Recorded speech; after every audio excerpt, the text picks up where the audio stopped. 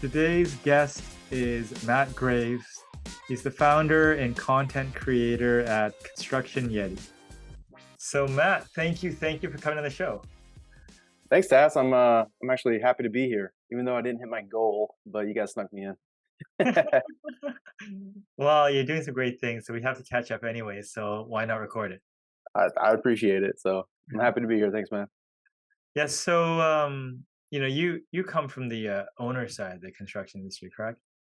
For the last 5 years, I've been on the owner side. Yeah, before that, I was from the subcontractor side. But yeah, Yeah. I mean, what? I mean, doing this for a bit. What have you learned through that? from the owner side, Yeah. um, I learned that it's kind of giving me like say a 30,000 foot view. That's kind of like a cliche, right? But like when you're like, I was on the subcontractor side before that. And when you're on the subcontractor side, you kind of got your blinders on and you're worried about your scope, your job, your labor, your material, your blah, blah, blah, blah. And you kind of miss the bigger picture. And since I've kind of came to the owner side, now you're kind of sort of elevated above that, right? Like I'm not worried about my labor, but my budgets and this sort of stuff. You're seeing the bigger picture, you're seeing the bigger project, you're seeing how all the pieces are coming together. And you may see that as a general contractor that I didn't see, because I never was on the general contractor side. I was on the subcontractor side, now on the owner's rep side. Um, but I've just seen a lot of stuff that like, man, if I were to go back to the subcontractor world, if I put me like with what I've learned now back there, like I think I could be a better sort of trade partner. You know what I mean? Nice. What are the things that subs should be doing? I mean, for one thing I've kind of I've noticed a lot is like, especially like change order proposals, right? The subcontractor, they're thinking they're handing their change order proposal to the general contractor, and they'll sell the general contractor, which is true. But the general contractor then has to compile them all together, right? If it's a big scope change, right? So there's a drawing change, there could be 5 or 6 trades that are affected, right? They got to take all 5 or 6 of these together, put them on, and go sell them to the owner to get the change order sold, right? And so using because I mean now I review 5 or 6 different subs into a change order proposal, right? And you're reading it and like you don't know all the nitty gritty details that were going on the job site. I mean, you sort of you know what's going on, right? But you're reading it, and I don't know that much stuff about AV, for instance, right? So I'm reading it, and it's all just jibber jabber. It's like they could be speaking Japanese. I don't know. You're reading it. It's like we have to have 5 of these widgets and 10 of those widgets. I'm like, how? What? Like they just did this thing, and so I think like if learning who your final audience is, somebody that doesn't have the same technical knowledge that you have when you're writing it, and really kind of telling a story, right, in your change order proposal. And I'm gonna kind of go real down deep on this one little topic, but even just then, telling the story, because if you do a change order proposal and it's 200 hours. Somebody like me is sitting there, I'm like, 200 hours, it seems like a lot of time. But you say, well, it's 10 hours for this thing, it's 10 hours for this thing, it's 30 hours for this thing, and you really break it up and explain how you get to 200. And then I see that, and I'm like, oh, yep, makes sense. You just check it and move on, and you don't have to question it. And so there's just stuff like that I've kind of realized, like, because you don't realize, you may not see the bigger picture, you don't realize the steps beyond that, right? Or you may not see the interaction of how the architect and engineer is really interacting with the contractor and the owner and all these sort of things, or really kind of what the owner's pain points might be. Yeah, So, sure. Now tell me about this side hustle that's kind of grown out of your construction side. yeah, so Construction Yeti it's growing. It seems to be growing fast and fast. I almost can't slow it down. It feels like sometimes, but um, so it all sort of started in January of 2020. I started constructionyeti.com. It was a blog. My idea was like, I'm gonna write these articles because I recently kind of came to the owner's rep side, and so I was learning all kinds of stuff. And like, I'm really good at just going and I want to go figure stuff out of myself. I want to go Google it. I want to watch a YouTube video. I want to learn how to do it myself. Like I'll learn better by me figuring it out than by you telling me. You know what I mean? And so I'm really good at that. But I realize like a lot of people aren't. A lot of people need to be mentored and helped and taught and that sort of stuff. But I like to experiment and figure it out and do it wrong. And they're like, oh, that didn't work. Okay, this is the way you do it. So anyway, I spent a lot of time kind of moving to this side of the thing, um, on Google and all that sort of stuff. And I realized like there's not a lot of really good construction management, construction articles, information out there.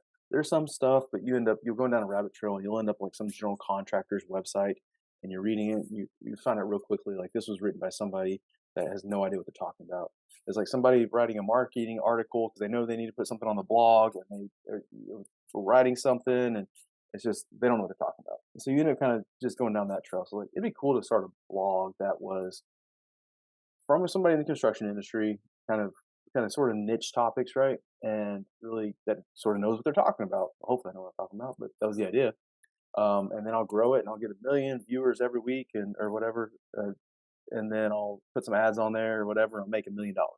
That was kind of the idea. Not real well thought out. But anyway, so I started putting articles on there. And then, 3 months later, COVID hit and the whole world shut down, March 2020. Um, and the project I was on actually went into overdrive because it was it was an open community college, right? But we were supposed to be working around all the students. Well, all the students disappeared overnight. So we're like, we got to go into overdrive. We don't know how long this is going to last. So everybody put on their masks and basically, so everything sped up real fast. And then just kind of with all the other drama in the world and stuff like that, I stopped writing on it. So then, a year later, I don't know if you've ever really written blog articles or done SEO and all that sort of stuff. It takes 6 months, 9 months, a year before you get any sort of traffic. And so I was kind of kept looking. I was like, man, these articles I put on there are starting to get some traffic and like getting some views and some like that sort of stuff. So I wanted to revamp it, but I saw some people doing these newsletter articles or newsletter emails, right? And so I revamped it as that in June of 22. So I revamped it as kind of like a weekly newsletter, and it kind of gave me a weekly deadline because like I got to put this out every week, so I've got a deadline. I got a deadline. So it kind of helped me stay accountable. Um, and then through that, I didn't realize I was naive and dumb, I guess, but like I just met a whole lot of really cool, interesting people, and one of them was you. All right, we had a conversation a long time ago when I first started. One of them was Kyle Grandel. We had a lot of talks, and then me and him decided like we need to do something together, and that's where the podcast was born. And I think it was me. I think it was me. I was like, "Hey, we should do a podcast," because I was doing like these video interviews. People call it a podcast. It's not a podcast. It's just a video interview. Whatever. And so I was like, "We should do a podcast." And he's like, "Sounds good." I'm like, "You know how to do it?" He's like, "Not a clue."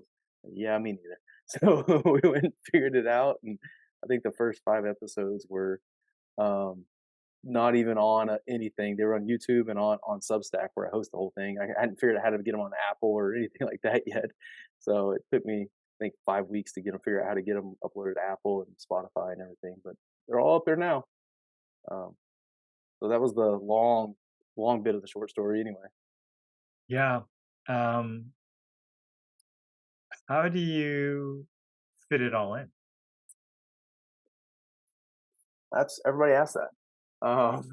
Because I'm fairly active on LinkedIn as well because I had to get active on LinkedIn if I'm gonna sell a free newsletter, right? So I do a lot of stuff in the evening after my boys go to bed. I may do something, at lunch while I'm eating my sandwich I packed or, something like that.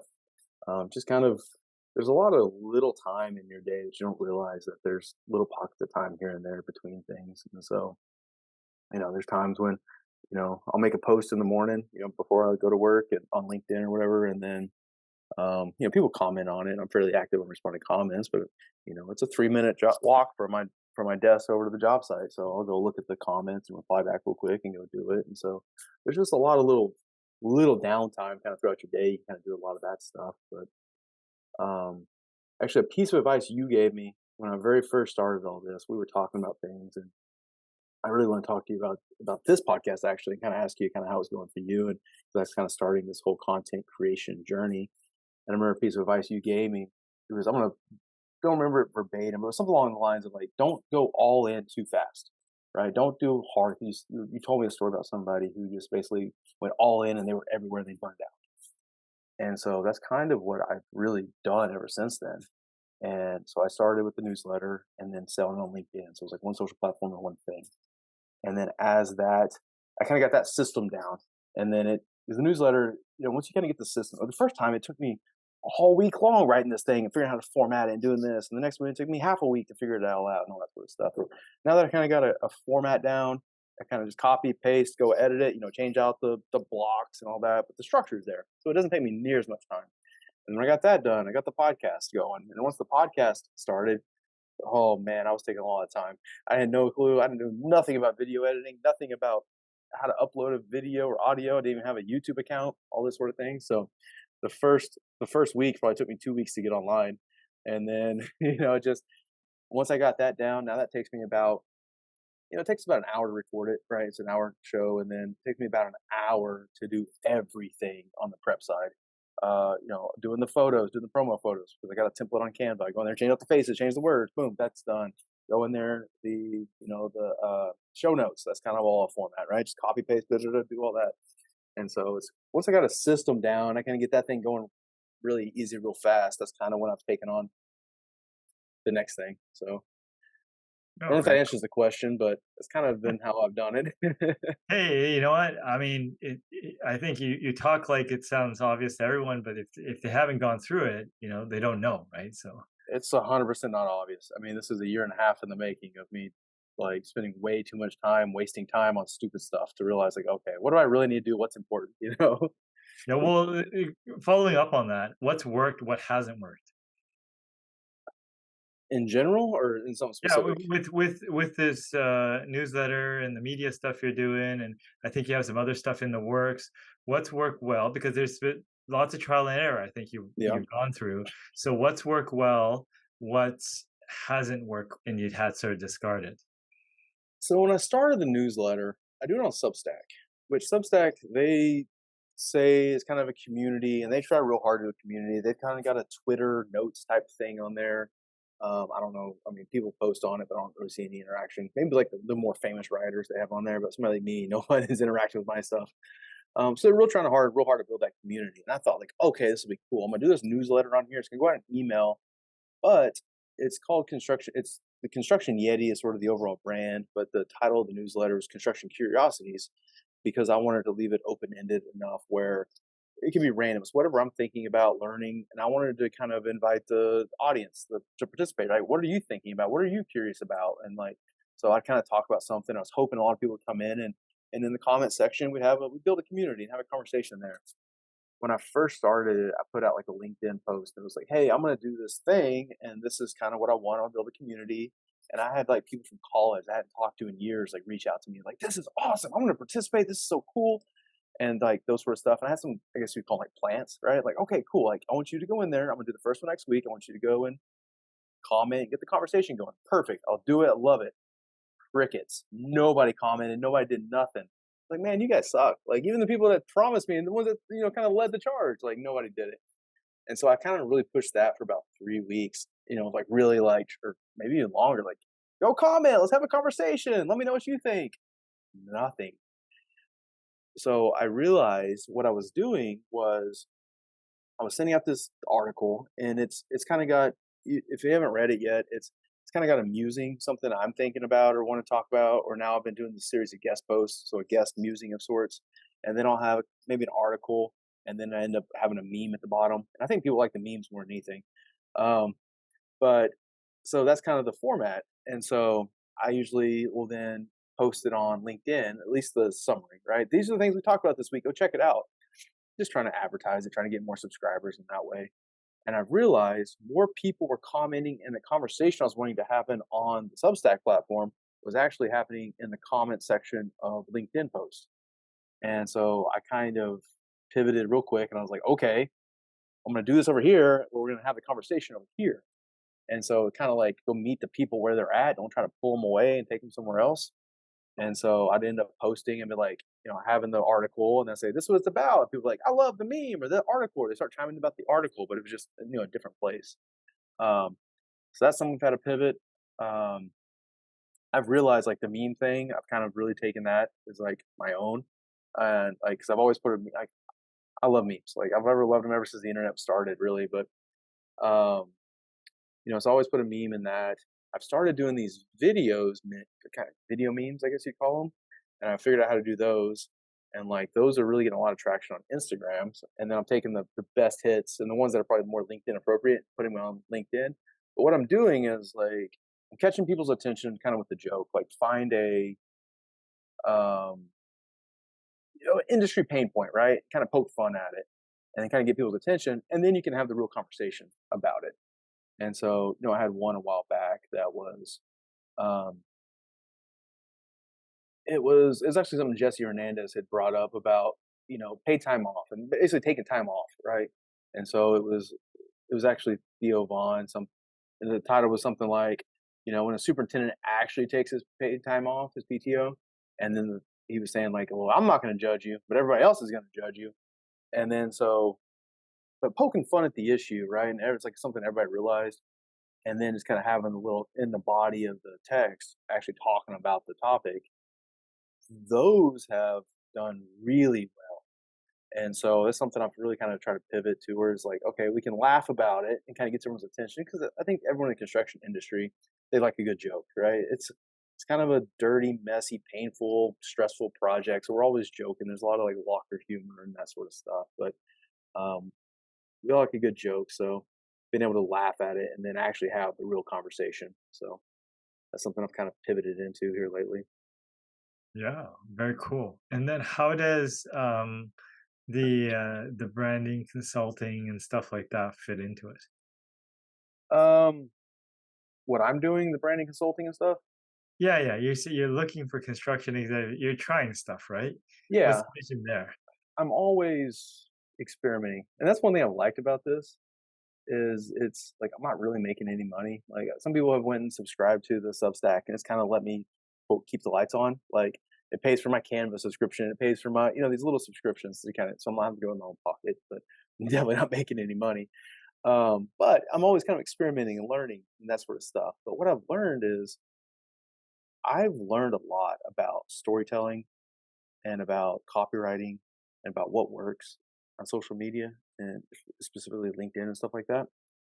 And I'm wanting to run I kind of put out the little promo earlier this week, and what you're hinting at was wanting to run if I can create a cohort of construction executives and see if I can't help them with their personal branding and storytelling and their create content creation because there's such a opportunity out there right now. And I'm really reaching out to construction executives because it's really kind of a couple of reasons. One, they're probably less likely to have their office looking over their shoulder on what they're posting, right? As much, they're not going to get all their stuff screened, so have a little bit more free will to post about stuff than, and not have, take that post down, that sort of stuff. Two, their brand is more closely tied to the company brand, right? Because construction executives a lot of times, like I'm the president of whatever company, so whatever I'm doing is really kind of hand in hand with the company. But people don't like companies. Like they don't care about the company; they care about the person, right? I can't even pronounce Castagra, but I know who Tats is. Castagra? You Yeah. know what I mean? Like those sort of things. Um, and so, really helping people build their personal brand to help elevate the business brand. And then, thirdly, is probably if it's a construction executive, they're more likely to write that sort of stuff off as a business expense, so I can charge more. So that's probably my personal part. But the idea is to help them elevate their content creation game, personal branding, just based on what I've learned. And it's more of like a gym trainer. Is kind of how it. So like, I don't understand ghostwriters. Like I do, but I don't. Like if I'm gonna write for you, like I have to know your voice. I have to write it like I'm Tats, but I'm not, right? So it's kind of there's a disconnect. But if you're writing, your own stuff, but I'm just keeping you accountable. I'm helping you. I'm giving you tips. Like if you go to the gym trainer's not lifting the weights for you. You're lifting the weights.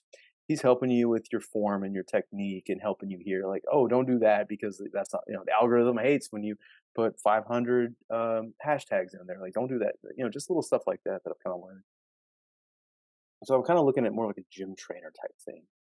And then the other part I haven't really told anybody is the idea is to kind of gamify it a little bit, where you kind of put something on the line to make it painful. So if you tell me you want to do, and I don't know if anybody will even fall for this part, not fall for it, but if there's interest in this, right? But um, so if you tell me it's everyone's own goals. So if I was working with you, Tats, and you would say, I want to post 5 times a week on LinkedIn. That's my goal, right? I'm doing 0 today. I want to do 5 times or whatever it is. Okay, cool. I'm gonna keep you accountable, right? Like, what's your goal? Monday through Friday. So like a Monday, it's like 5 o'clock in the afternoon. Like, hey, you haven't posted. What's your deal? Come on, like you got to get this going. And so kind of helping with the accountability part, but also so if you don't reach your goal, you sort of put up a whatever is gonna be painful for you, right? And so somebody might be $100, somebody might be $1,000, right? Or for this thing, whatever's gonna be painful for them. So, and then there's a cohort, remember? So there's like 5 people in this cohort. So if you don't reach your goal, well, you have to take your loss and distribute it amongst the other people in the group. And so it kind of makes it fun. It makes it gamifies it. It plays on that loss aversion that people have too. Um, there's a lot of people. I mean, I kind of stole this from gyms because there's gyms out there that'll make you pay when you don't show up to the gym, because people pay for the gym, right? And you I'm never so go. interested in that. Okay, so how does that work? Because the thing is, I originally, when I very first time I started in the fitness industry, hmm and I've never seen that executed. So how does it work? I've never actually seen it executed either. I've seen the headlines. So I think the way it goes is, because right, if you have a gym membership, maybe you pay on the first of the month. Well, whether you go to the gym or you don't go to the gym, you've already paid your money. So there's not really any financial incentive for you to go. And then the first of the month comes around again and you pay, right? It just pull out of your bank account, right? It just disappears. And like, ah, like, all right, I'm gonna go this month. Well, then you never go. And so the way, I don't know how it really works, but it's something where It's interesting. every time you don't go to the gym, you have to pay. And so it creates you a financial incentive to go. There's like some sort of fee you It's have to pay or something it's like that. interesting because most gyms' business models are based on not going. I know because they want to be able to like have a million people, and they know they can only hold 15, like because they don't want you there. but uh, Interesting, interesting. but I've seen those headlines anyway. So that's kind of the idea I stole, was like, okay, well, whatever's painful for you, and I can't make it. I don't want to get in trouble with gambling or anything like that, right? Where you're wagering something. And so the thought was like, okay, well, if there's 500 people or 5 people in this cohort, I mean, and you wager $500 for your goal this week, and you fail, well, you got to give everybody $100. And so, like, I'm not the house, me, the house, I'm not taking money. That's not gambling, but it kind of keeps a game going. Now, one of the things I noticed about your approach that was different than others was early on, or at least early as in when I noticed what you were doing, is you would spend a lot of time going to other people's profiles, leaving thoughtful content, hmm consuming other people's content and leaving thoughtful content, and just getting involved in helping or I don't know, just taking the time to figure out what other people are doing in a hmm meaningful way. I must imagine it was a ton of time investment on the front end, but certainly I think that set you apart. It was kind of in hind. I don't think it was intentional, but now that I've done that, I've told everybody else to go do that too. It's something that I've realized on the back end. People are like, "How do I get started?" I'm like, "Well, here's how you get started. Because you're gonna post something and you're gonna have no followers or nobody, right? You're gonna have the people that you've worked with over the last decade or whatever, how long you have LinkedIn, but they're not active on LinkedIn. They don't care. You have to go find the people that are actually active on there." And so I would go and I'd find people and like, and I'm always learning. Like that's one thing I've liked about LinkedIn is people are like, there's a lot of like billboard ads, right? People put, I mean, I do it with the podcast, or whatever. Like, hey, new podcast out. Here it is. Go check it out. But there's a lot of people putting out um, really thoughtful content and really trying to help people. And so you kind of start finding those people, and you're like, man, I'm actually learning something from this guy. And then so you start following them, and then you kind of get sucked into the ecosystem too, right? So you start commenting on this person, and then somebody comments, you're like, hey, that guy looks smart. Let me, or that girl goes looks smart. Let me go follow them, and you kind of go check out their stuff, and they're just posting real cool things. And um, it kind of goes back to what I was saying a minute ago. Like I've just through this whole process, like I've just met a lot of. I say met, like it's all virtual almost, because like it's a virtual community sort of like. I mean, I met you. I met all these other people. I mentioned Jesse Hernandez a minute ago. Um, he lives like 3 hours from me, 3.5 hours from me, which is close and everything I'm doing. And like I've never met him face to face. You know what I mean? But like we've talked a bunch. But um, it's really became a cool networking thing, right? And so doing that, and I've been telling other people to go on there and like if you want to get started easy on LinkedIn, you don't know what to post or because it's hard when you're starting and you're looking at a blank screen. You're like, leave something, just write a thoughtful note. Like, I don't even know where to start. But if you go and to follow other people that are doing really well and are posting smart stuff, then it's really easy because they've already given you a prompt, right? And you can just like whether you agree, disagree, or whatever, you can add to it. So, Yeah, very cool. How do you see this all playing out for you? I'm gonna be a billionaire in about 3 years. I have no clue, man. I'm just kind of, if you ask me, we've been doing the podcast since February, so 9 months. Geez. Um, so if you asked me 10 months ago if I'd ever be doing a podcast, I'd have told you you're crazy. I don't know. I'm just kind of, I guess, riding the wave and figuring it all out. Figuring out what works, what doesn't work, learning a ton, having fun, meeting people. Just kind of, I don't know. Sounds like a good plan to me. Yeah. So again, it's just, I mean, it's open doors to meet people. I've kind of got really interested in kind of construction technology stuff. I've met some people there that have kind of been helping a little bit here and there. So I don't know. We'll see where it takes us. Absolutely. Exploring is fun. Is there anything that I did not ask you, but you want to share? Um, I don't think so. I mean, I've appreciated I've appreciated the community that's kind of been built around there. And again, like I mean, I've kind of said this, but like the networking that's came out of all this has probably been the biggest. I mean, my personal biggest thing. And so I've really sort of made it a goal of mine to kind of give back to the next generation of construction. And I think by me doing that, and that's something I really personally believe in. Like I think the industry, I mean, everyone says it, everyone knows, like the industry is kind of a tipping point. You got this generation retiring and not many people coming in. And like when I was starting out, I didn't have a good mentor. I worked for a real small company. And I was a project manager way before I should have been a project manager, like in hindsight. I thought I was ready, when you're young and dumb and eager and "Oh, I can do it." And in hindsight, I was like, I had no clue what I was doing. Absolutely no clue.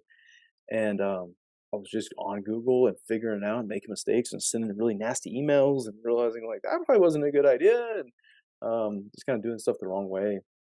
But there's a lot of people like me. And that's why me and Kyle Grandell started the CM Mentors podcast. It was like a CM for construction managers, mentors, because he had the same sort of experience. He just kind of had to figure out as he was going.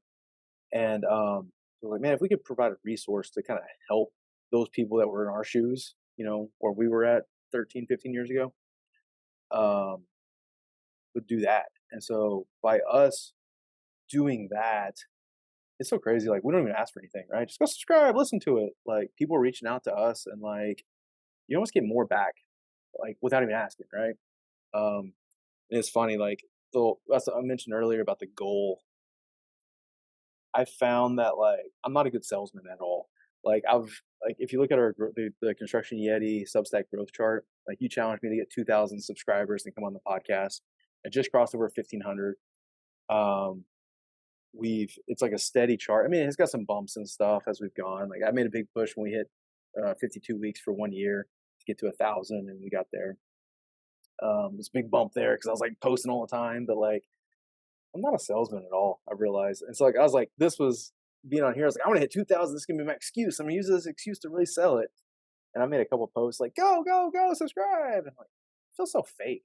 Like, just keep doing like putting out good content, keep helping people, and then like the organic stuff feels so much better when people can organically go subscribe, and then I'll just get a random message, a random email, somebody I've never met, don't even know who they are, like, hey man, like I appreciate the content you're putting out, I appreciate the podcast, it's really helping me. Keep doing what you're doing. Like I love it. It's like, dang man, like you don't even think there's a time when you don't think anybody's listening or paying attention, but people really are. So it's kind of really kept us going. So it's been cool. Oh, very cool. Appreciate the sharing your story, and yeah, I can only see good things for you going forward. Well, I appreciate it, man. It's been fun, and I appreciate you and your whole team. Y'all been a huge support. Every time I post something, you guys are always there to at least like it or something. So you guys have been awesome.